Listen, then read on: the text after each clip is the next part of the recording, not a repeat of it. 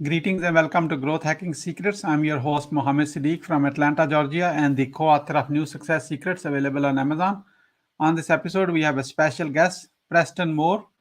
Preston is the host of The High Cost of Anonymity. Anonymity podcast. Please join me to give a warm welcome to our guest, Preston Moore. Preston, welcome. Hey, thank you, Siddique. Thanks for having me. I appreciate that very much. Let me start with this. Where were you? What happened? Who you were surrounded with that inspired you to have your podcast? Well, Siddique, I'm originally from Texas, a place called College Station, where Texas A&M is. And, growing up, I used to get in a lot of trouble. I was arrested 4 times in 3 years as a young teen and a young adult. Got sober at the age of 21. This year will be 20 years sober from drugs and alcohol for me. And that kind of started my personal development journey. In a lot of ways, I was very responsible. I used to mow yards and sell candy in high school. And then a week after I graduated high school, I got started working for a real estate firm, got my real estate license at 18, did that for 10 years, put myself through college, and then kind of went on more or less bouncing around to different sales jobs. I sold phone and internet services. I sold flooring. And about 2 years ago, I moved from Philadelphia, Pennsylvania, where I lived for 8 years, to Columbus, Ohio, and I totally changed careers. I went from sales background to working for a mental health and addiction hospital. And so for the first time, Siddique, my personal interest have intersect my professional interest. And so I go around talking to people about mental health. A lot of what I talk about at work is high level mental health, people that are going to rehab, going to a hospital. But where the podcast spawned out of is many times when you talk about or hear about this stigma of mental health and addiction, most people are talking about drug addicts, alcoholics, people struggling with severe mental health. But my hypothesis, Siddique, is the way we normalize mental health and addiction is normalizing basic counseling, coaching, therapy, support groups in the entrepreneur space, mentorship, asking people for help, getting people used to working through struggles and challenges around humaning my insecurities, my feelings, and through that, we will then normalize the more severe cases of mental health and addiction. That's a lot of what I talk about on the podcast. Great stuff, man. In last 12 months, a lot of people need you. They do. And I think if more people were in the habit of talking more intimately in their community with their friends, and again, I'm not talking about the severe people. If more people were in the habit of talking about it, we would do a better job of catching it earlier, which would be considered prevention. And so that's the flag that I wave, Siddique, is trying to encourage people and teach people through my actions, letting them listen to my own struggles as a parent, as a father, as a professional, as a sort of entrepreneur who's scared, listening to what I struggle with and maybe give them permission to do the same thing. Wonderful. So let me ask you some direct questions, and I expect the best answers from you. And are you ready? Yes, sir. Okay. What are the top 3 mistakes to avoid when it comes to dealing with, this situation? Perfect. Good question. So when we talk about struggle, my hypothesis is many people don't necessarily need help in the business. They need help with the thoughts, feelings, and emotions that prevent them from doing the things they know they need to do to be successful. And so one mistake, comparing yourself to others. This has been happening since the beginning of time. This is not a new phenomenon. When we show up in a room, we look around and we're thinking we know what other people are going through. We have this tendency to think that, Siddique, you got it all together and I don't. That life is easy for you and it's hard for me. That, Siddique, your relationship is amazing and your kids are amazing and doing all the good stuff and mine isn't. That your bank account is the bomb.com and mine's not. And so there's the comparison bit, and then even add social media on top of it. it's much easier, particularly in the entrepreneur coaching space. A lot of people, they put things up to make them appear more successful than they actually are. And if I'm comparing, I'm putting you up on a pedestal and me down. Or the reverse happens. I pretend I'm better than you and I put you down, right? So comparing yourselves to others, huge mistake. The other thing is trying to do everything on your own.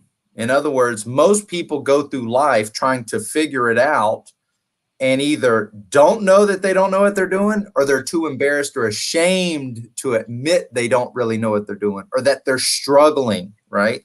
Yeah. So whether it's relationshiping, husbanding, parenting, entrepreneuring, these are all made up words, as you could imagine. Yeah.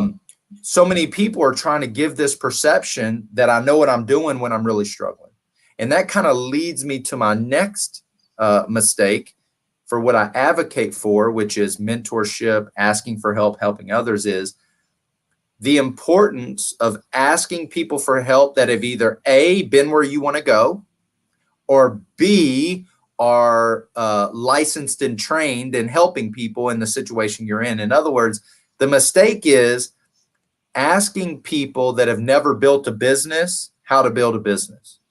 Asking people that have never worked per se in your industry what you should do in your industry. On a personal level, you have no business asking your single divorced friend on marriage advice and how to stay married for a long time, right? You have no business asking your friend who has no kids how to parent, right? So as I say in some of my circles is, if you want to be a plumber, you got to hang with plumbers. So if you want to be a real estate investor, hang with real estate investors. You want to be a better father, hang around with guys being better fathers. Or go into someone that is licensed and trained that, for example, a counselor or therapist, they don't need to know how to build a real estate business, but they can help you with the thoughts and the feelings and maybe your past, the things that you struggle with, to help you work through that. So you can in turn ask Siddique for help on how to build a successful business. Right? Yeah. Hope that helps. So you mentioned, but husbandism or something. You use the word. Yeah. Husbanding, fathering, relationshiping. I got it. So you missed the one word for wife. What would be that? I would say wifing. Wifing. Okay. Yeah. See, wifing. I was listening very carefully. That I knew very good. Yeah. And asking for help. I know I do those mistakes too, and we all do mistakes in certain things in our life. How would you ask for help from someone who is like a practitioner? You are talking about the practitioner. Ask for help from a practitioner, coach, or not just teaching, but they are doing it at the same time, because you want to learn from their experience, not a kind of just a coach not doing it. So how you ask for help from someone? What time you use it for help? So there's two things. Number one, if we're talking about asking a licensed practitioner like a therapist, a coach, or a counselor for help, you go look for it, whether it's with insurance, online, etc. There's people in your local area. There are a ton of free resources like support groups, right? That's all you got to do is look and show up.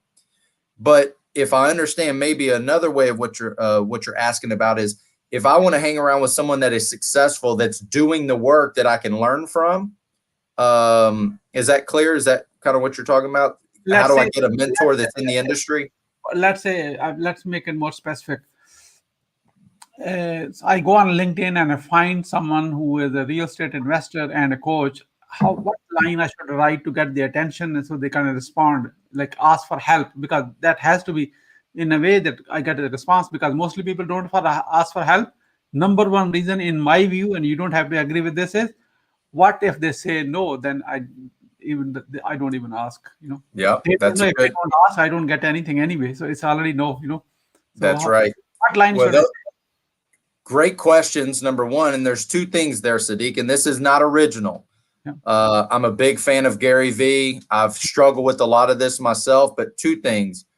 Number one way to get help for someone that's very, very successful, that's maybe a little bit too far reaching for you, or why would they say yes to me? Number one, offer to work for free. Yeah. Give them some. Why, Siddique? Why would I'm already successful. Why would I help you just because you asked for help? Now, you might get some people that go, sure, But if Siddique calls me and says, hey, Preston, I'm really envious of you. I look up to you, etc. Can I work for you for free? I don't know how to do, what it is you could need or use. Or you say, I'm really good at social media. Can I do your social media for free? I'm a good virtual assistant. Can I be your virtual assistant for free? I will work for you for free. So that's number one. Number two, most people, Siddique, are going to say no. Most people are not even going to look at your message. Most people are not going to respond. Most people don't have time to think about helping you.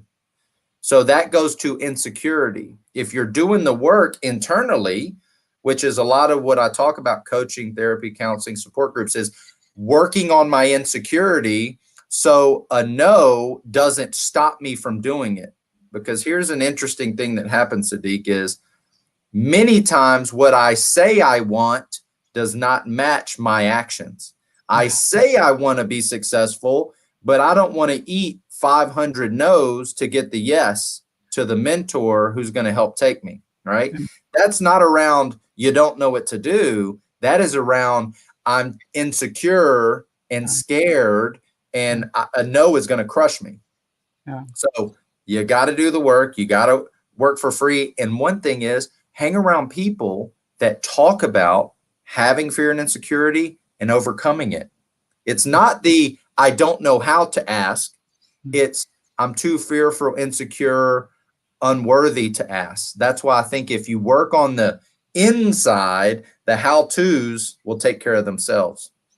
Preston, you're not as good as you think. You are better. I can tell you, I put you right on the spot. You probably know this. So, and you did it very well. So let's keep going. And you mentioned about your past failures. Let's see how much we can share with people in a minute or so. What's your greatest failure story? What did you learn from it, and how did you recover from that?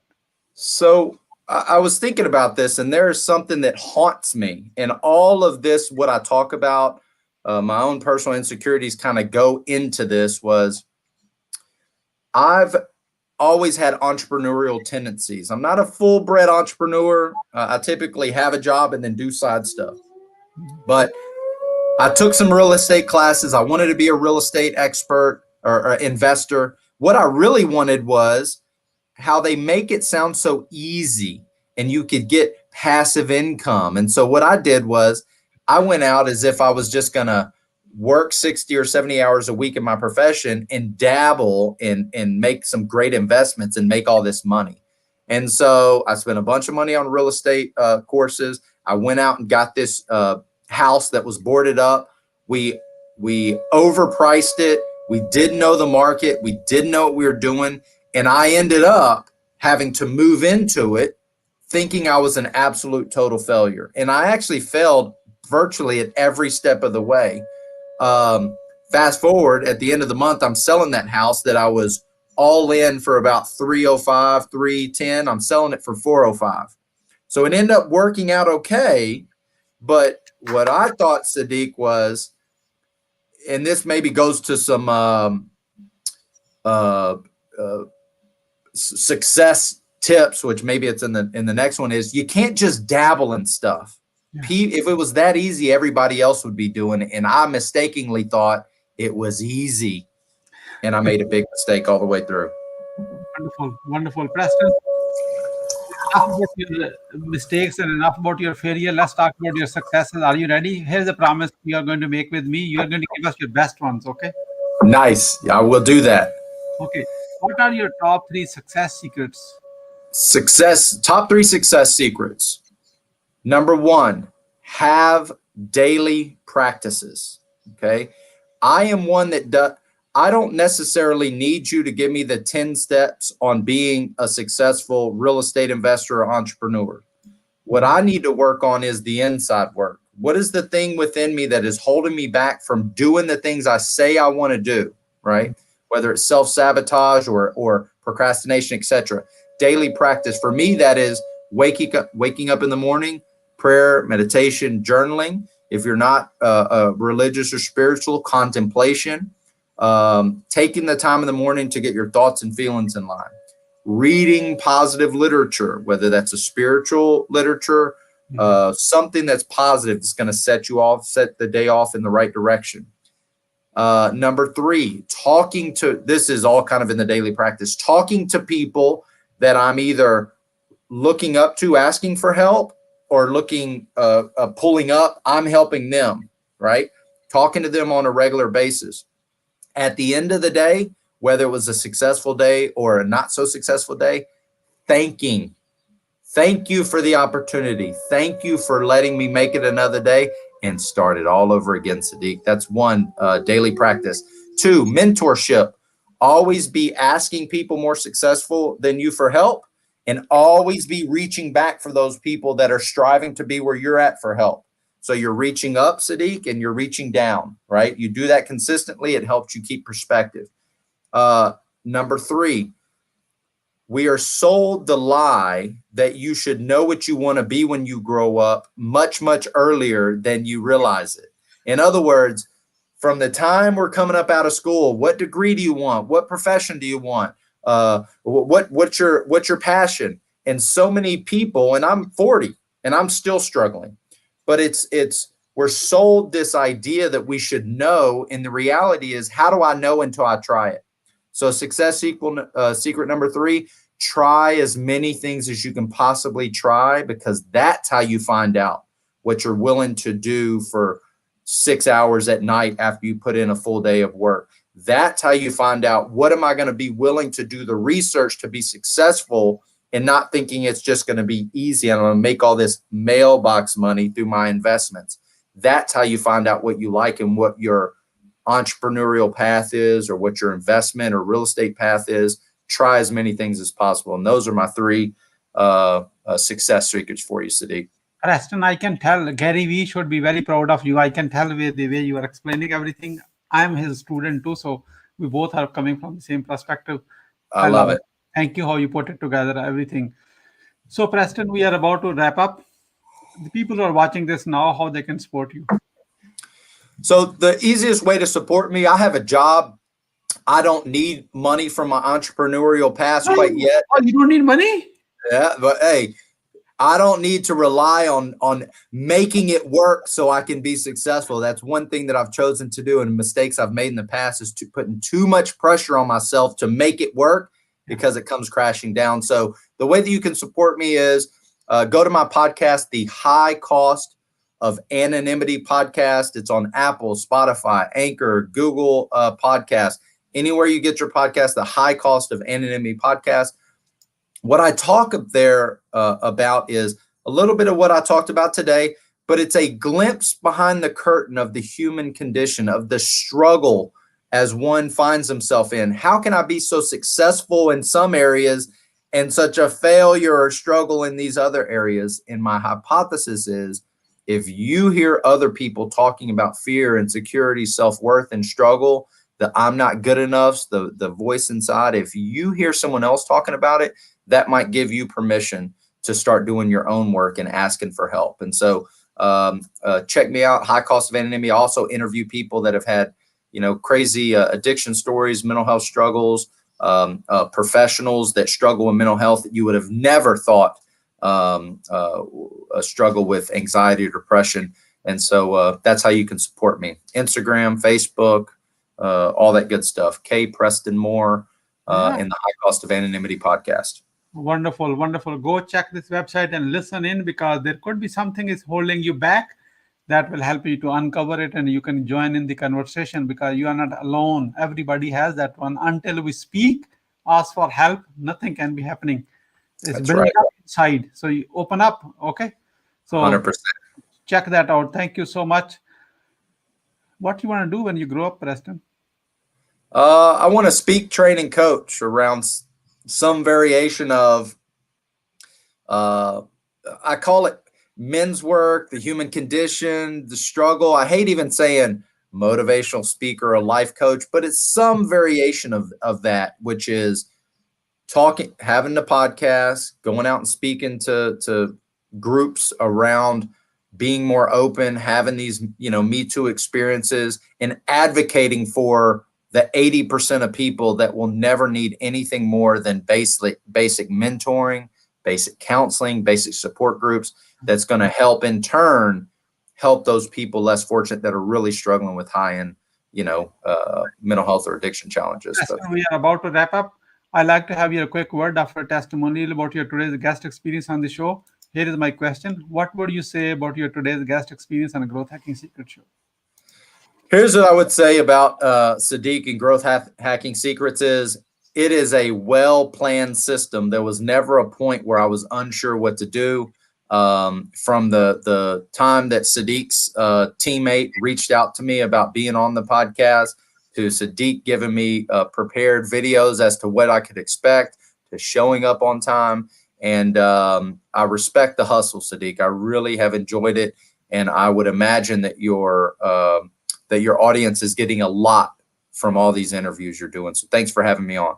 Thank you so much for your kind words. Really appreciate it. What would you say as a final word? Here's the mistake that most people make is thinking that everyone else has it together. Mm-hmm. I want you to know that everyone struggles with something, and you don't know until you learn how to voice that. And so I want to encourage you that if you're struggling, whether it's professional or personal, ask for help and start voicing the things that you're struggling with, and you'll find out everyone else feels the same way. Yeah, ask for help. Thank you so much, Preston Moore, for sharing your wisdom with us today on the behalf of Growth Hacking Secrets community and our entire team. We really appreciate you. This is Mohammed Siddique signing off from Atlanta, Georgia. Until the next episode, all good wishes.